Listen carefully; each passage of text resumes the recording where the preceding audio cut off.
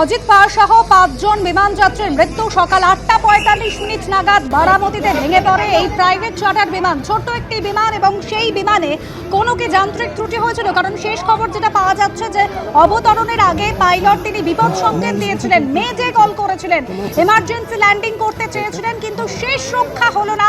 একেবারে অবতরণের আগেই ভেঙে পড়ে বিমানটি।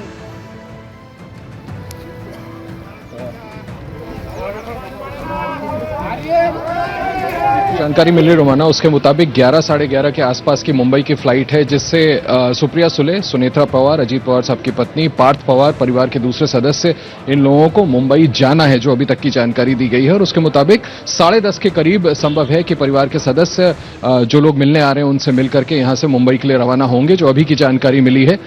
अब से थोड़ी देर पहले आपने ठीक दिखाया, फौजिया खान यहां पर पहुंची हैं, जो कि पार्टी के सांसद हैं, और भी लोग यहां पर पहले से मौजूद हैं, जैसा मैंने आपको बताया था। और अभी जो जानकारी मिली उसके मुताबिक तकरीबन आप मान के चलें कि 11 साढ़े 11 के आसपास की फ्लाइट से परिवार के सदस्य वापस मुंबई के लिए रवाना होंगे। नहीं तो परिवार যেরকম জানা যাচ্ছে অজিত পাওয়ারের পরিবারের সদস্যরা তারা রওনা হবেন, আর কিছুক্ষণের মধ্যেই সকাল 11টা নাগাদ তারা রওনা হবেন বারামতির উদ্দেশ্যে।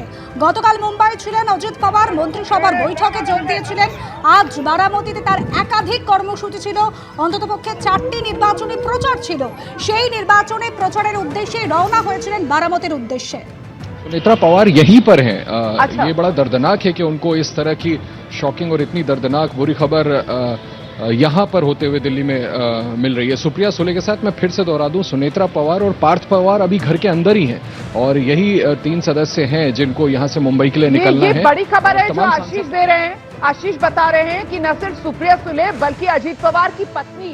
যে খবরের দিকে নজর রেখেছি আমরা, মহারাষ্ট্রের বারামতিতে ভয়াবহ বিমান দুর্ঘটনা। ভেঙে পড়া প্রাইভেট বিমানে ছিলেন মহারাষ্ট্রের উপমুখ্যমন্ত্রী অজিত পাওয়ার। নির্বাচনী প্রচারের জন্য বারামতির উদ্দেশ্যে রওনা দিয়েছিলেন তিনি। সকাল 8:45 যে দুর্ঘটনাস্থলের ছবি আপনাদের সামনে রেখেছি মহারাষ্ট্রের বারামতি, সেখানে অবতরণের সময় ভেঙে পড়ে ছোট্ট এই চার্টার্ড বিমানটি, যার মধ্যে ছিলেন মহারাষ্ট্রের উপমুখ্যমন্ত্রী অজিত পাওয়ার।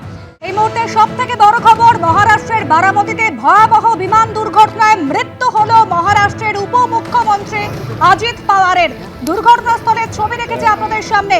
ভেঙে পড়েছিল প্রাইভেট বিমান, এবং যে বিমানে করে নির্বাচনী প্রচারে যাচ্ছিলেন মহারাষ্ট্রের উপমুখ্যমন্ত্রী অজিত পাওয়ার, এই অভিশপ্ত বিমানে ছিলেন তিনি। ভয়াবহ বিমান দুর্ঘটনা ঘটে অবতরণের সময়। মহারাষ্ট্রের উপমুখ্যমন্ত্রী অজিত পাওয়ার, তার মৃত্যু হয়েছে এই ভয়াবহ বিমান দুর্ঘটনায়। অজিত পাওয়ারের সঙ্গে বিমানে আরো 4 জন ছিলেন, যে 4 জনেরও মৃত্যু হয়েছে। অবতরণের সময় ভেঙে পড়ে বিমানটি। এখনো পর্যন্ত যে খবর পাওয়া যাচ্ছে, সম্ভবত যান্ত্রিক ত্রুটি হয়েছিল এবং ইমার্জেন্সি ল্যান্ডিং করতে চেয়েছিলেন পাইলট। অবতরণের সময় ভেঙে পড়ে বিমানটি, দাউ দাউ করে আগুন জ্বলতে থাকে। একেবারে দুর্ঘটনাস্থলের ছবি রেখেছে আপনাদের সামনে ব্রতদীপ ভট্টাচার্য, আমাদের প্রতিনিধি রয়েছেন আমাদের সঙ্গে। প্রতিদীপ, বিমান দুর্ঘটনায়, অভিশপ্ত বিমান দুর্ঘটনায় মৃত্যু হয়েছে মহারাষ্ট্রের উপমুখ্যমন্ত্রীর।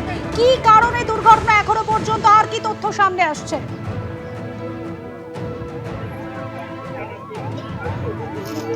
উপমুখ্যমন্ত্রী অজিত পাওয়ার এবং তার সঙ্গে আরো বেশ কয়েকজন ছিলেন, এবং সেই প্রাইভেট চার্টার্ড বিমানে করে তিনি মুম্বাই থেকে বারামতির উদ্দেশ্যে যাচ্ছিলেন। কিন্তু সেই বিমানটি যখন বারামতির কাছে পৌঁছায় তখনই কিন্তু জানা যাচ্ছে ডিজিসিএ সূত্রে যে পাইলট তিনি বিপদ সংকেত দেন, যে তিনি এমার্জেন্সি ল্যান্ডিং চান, মেডে কল করা হয়, এবং তারপরে এই বিমানটি এমার্জেন্সি ল্যান্ডিং করার সময় ক্র্যাশ করে। এবং ক্র্যাশ করার সাথে সাথেই যা পরিস্থিতি হয়েছে সেইটা কিন্তু ছবিতে স্পষ্ট দর্শকরা দেখতে পাচ্ছেন। এবং বিমানটি ক্র্যাশ করার পরের থেকে কিন্তু এই আশঙ্কা করা হচ্ছিল যে বিমানে যারা আছেন তারা বেঁচে থাকবেন কিনা।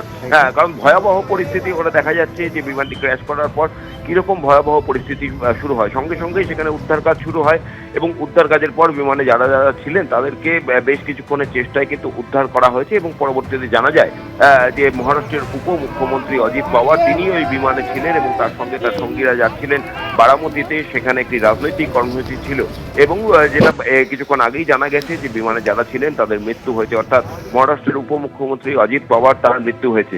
এখন কি কারণে দুর্ঘটনা সেই বিষয়টা নিয়ে ধোঁয়াশা রয়েছে, কারণ বিমানটি বারামতি এয়ারপোর্টে সেখানে গিয়ে এমার্জেন্সি ল্যান্ডিং এর জন্য কল করেন পাইলট, এটিসির সঙ্গে যোগাযোগ করা হয়, মেডে কল করা হয়, এবং তারপরেই দুর্ঘটনা। যেটা আশঙ্কা করা হচ্ছে কোনো যান্ত্রিক ত্রুটি থাকবে। থাকতে পারে, কিন্তু সেই যান্ত্রিক ত্রুটিটা কি সেটা পরবর্তীতে ফরেনসিক বা অন্যান্য পরীক্ষা হলে তারপরেই জানা যাবে। কিন্তু আপাতত যেটা মনে করা হচ্ছে বা ডিজিসিএ যারা আধিকারিক তারা মনে করছেন যে ল্যান্ডিং গিয়ারে কোনো সমস্যা থাকতে পারে, সেই সময় সে কারণেই সেটা অবতরণের সময় এই ধরনের ঘটনা ঘটেছে।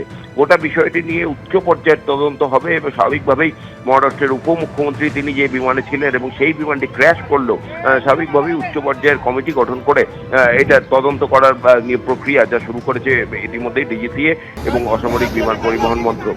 কিন্তু আপাতত যা খবর পাওয়া যাচ্ছে অত্যন্ত ভয়াবহ এবং মর্মান্তিক দুর্ঘটনা যে আজকে রাজনৈতিক এটি কর্মসূচিতে যাওয়ার সময় মুম্বাই থেকে বারামতি যাওয়ার সময় প্রাইভেট চার্টার বিমানে করে যাচ্ছিলেন মুম্বাইয়ের উপমুখ্যমন্ত্রী এবং সেটি বারামতিতে গিয়ে এমার্জেন্সি ল্যান্ডিং এর কল দেয় পাইলট এবং তারপরে বিমানটি ক্র্যাশ করে এবং সেই ক্র্যাশে বিমানে যারা যারা ছিলেন তাদের মৃত্যু হয়েছে। এখনো পর্যন্ত এই খবর পাওয়া যাচ্ছে। ব্রতদেব সঙ্গে থাকুন। এবিপি আনন্দ এগিয়ে থাকে, এগিয়ে রাখে।